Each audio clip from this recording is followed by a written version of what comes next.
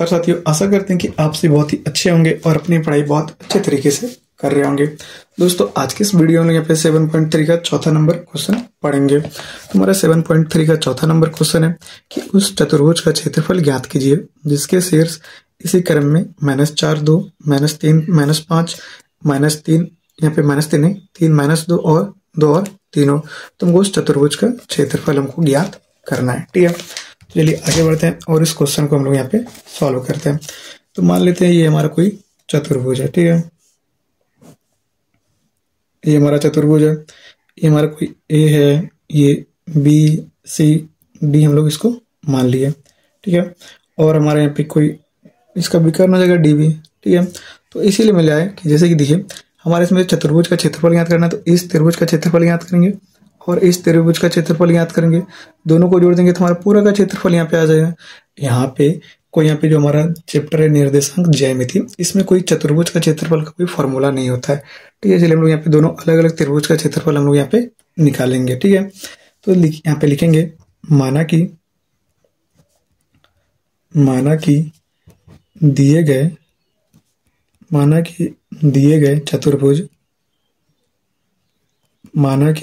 दिए गए चतुर्भुज के शीर्ष इस प्रकार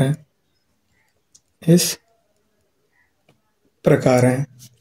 ए जो है, ए हमारा क्या है -4, -2, बी जो है -3, -5। ठीक है, और सी जो है हमारा वो क्या है 3, -2 और डी हमारा क्या है, डी दोस्तों हमारा 2 और 3 है। ठीक है, यहाँ तक में कोई प्रॉब्लम नहीं है। अब आगे हम लोग यहाँ पे देख सकते हैं कि डी बी इसका क्या है, विकर्ण है, इसको लिखिए या नहीं लिखिए कोई दिक्कत नहीं है। यहाँ पे ये हमारा निर्देशांक हमारा सारा दिया गया। अब क्या करेंगे, अब ये दो त्रिभुज जो हमारा बन रहा है, इस दोनों त्रिभुज का क्षेत्रफल निकालेंगे। ठीक है, लिखिए अब area of A B D, तो area of A B D क्या हो जाएगा, हाफ ए बी डी ले रहे हैं ना, ए बी डी, ये ए बी और ये डी, तो ए बी डी में हमारा x1 क्या हो जाएगा -4। ठीक है, फिर यहाँ पे y2 और y3 हमारा कितना है -5 और y3 हमारा कितना है -3 प्लस, अब यहाँ पे देखिए x2 हमारा कितना है, x2 हमारा -3 है। ठीक है, फिर यहाँ पे y3 हमारा 3 है और y1 हमारा कितना है, y1 -2 है और माइनस फॉर्मूला है तो माइनस हमारा प्लस का 2 हो जाएगा। ठीक है, +2, यहाँ पे देखिए 2, यहाँ पे देखिए x3 हमारा 2 है ना 2। अब ये y1 हमारा क्या है -2, y2 हमारा क्या है -5, माइनस +5 हो जाएगा। अब इसको सॉल्व करेंगे तो 1/2। अब यहाँ पे देखिए -4, यहाँ पे -5, -3, -8, तो यहाँ पे -4 और -8 यहाँ पे 32 हो जाएगा, तो प्लस का 32।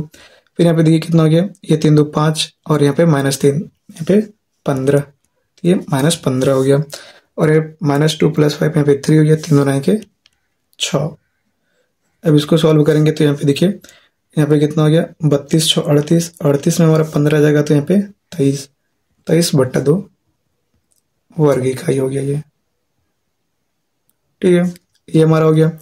अब हम लोग यहाँ पे निकालेंगे फिर एरिया ऑफ, अब इसमें इस त्रिभुज में चलते हैं, ये डी बी सी में। ठीक है, एरिया ऑफ डी बी सी।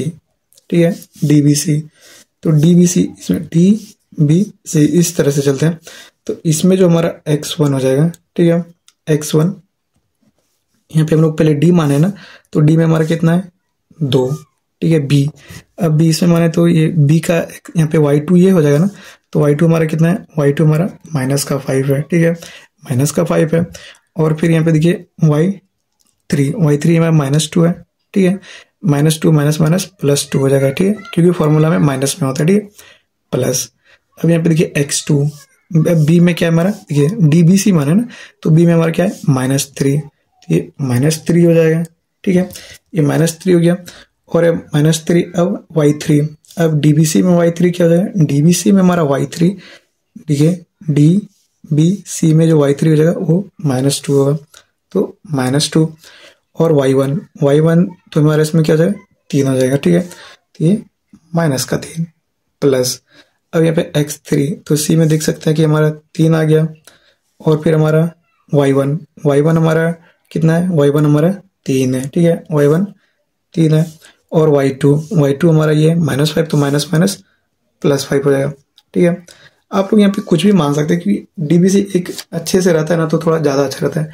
यहाँ पे डीबीसी अपना ले लीजिए, नहीं तो आप लोग यहाँ पे BCD भी लेंगे तो डायरेक्ट इस तरह से आप लोग कैलकुलेट कर सकते हैं, कोई दिक्कत इसमें नहीं है, कोई सभी लिए। लेकिन जो यहाँ पे रखिए लीजिएगा ना तो उसको आप लोग थोड़ा सा उसमें ध्यान रखिएगा, ठीक है। तो ये 1/2 हो गया। अब इसमें देखिए -5 2 -3 हो गया, -3 और 2 -6 हो गया, ठीक है। अब देखिए -2 -3 -5 ये +15 हो गया। अब यहाँ देखिए 5 3 8 हो गया, 8 तिहाई का 24 हो गया, प्लस का 24। अब इसको सॉल्व करेंगे तो ये हाफ हो गया, और ये यहाँ पे 15 में यहाँ पे 6 गया तो कितना हो जाएगा 9, और 9 4 13 यानी कि 33 हो जाएगा, ठीक है।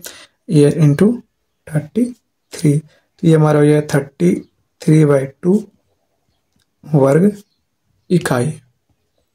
तो हम देख सकते हैं यहाँ पे दोनों त्रिभुज का क्षेत्रफल अलग अलग यहाँ पे फाइंड आउट कर लिए। अब इस दोनों त्रिभुज का क्षेत्रफल हम लोग निकालें, इसको हम लोग ऐड कर देंगे, ठीक है। तो यहाँ पे लिखेंगे चूंकि यहाँ पे चतुर्भुज का क्षेत्रफल जो है, चूंकि चतुर्भुज का क्षेत्रफल, तो हमारा चतुर्भुज का क्षेत्रफल क्या हो जाएगा, यहाँ पे area of ABD plus area of DBC, ठीक है। अब दोनों को जोड़ देंगे तो एरिया ऑफ ABD का कितना है 23/2, और DBC का यहाँ पे 33/2, तो हमारा 2 LCM हो गया 23 + 33, तो ये कितना हो गया, ये हमारा 56 हो गया, 56/2 हमारा 28 आ गया, यानी कि 28 वर्ग इकाई, ठीक है। और ये हो गया आंसर। तो इस तरीके से आपको यहाँ पे चौथे क्वेश्चन को यहाँ पे सॉल्व करना होगा। क्या करना है, जो हमारा पहले चतुर्भुज इसमें क्या था, एक चतुर्भुज बनाएंगे, उसका नंबरिंग कर देंगे, उस हिसाब से उसी को हम लोग यहाँ पे मान लेंगे, क्योंकि यहाँ पे जिस क्रम में दिया हुआ है वही क्रम हम लोग यहाँ पे फॉलो करेंगे, ठीक है। तो उस क्रम से मान करके यहाँ पे देखिए एक हमारा विकर्ण हो गया, इसको यहाँ पे DB विकर्ण मान सकते हैं। तो हमारा इसमें ADB और DBC हमारा दो यहाँ पे त्रिभुज बन चुका है। तो इसलिए हम यहाँ पे दोनों त्रिभुज को यहाँ पे क्षेत्रफल निकालेंगे, और दोनों त्रिभुज के क्षेत्रफल को आपस में एडिशन करके हम लोग इसका क्षेत्रफल निकाल लेंगे। तो दोस्तों इस तरीके से यहाँ पे देख सकते हैं कि चौथा क्वेश्चन को आपको सॉल्व करना होगा। तो आपको समझ में आ गया तो वीडियो को एक लाइक कर दिया, अगर समझ में नहीं तो इसको आप लोग 2 से 3 बार देख सकते हैं। इसके अगले वाले वीडियो में दोस्तों हम लोग इसका 5वां नंबर क्वेश्चन पढ़ेंगे, जो कि यहाँ पे 7.3 का आखिरी नंबर क्वेश्चन है। तो उस वीडियो को भी आप लोग मिस नहीं कीजिएगा। तो मिलेंगे अगले वीडियो में, जब हम लोग इसके यहाँ पे 5वां क्वेश्चन पढ़ेंगे। तब तक के लिए मैं आपसे भी विदा लेता हूँ। जय हिंद।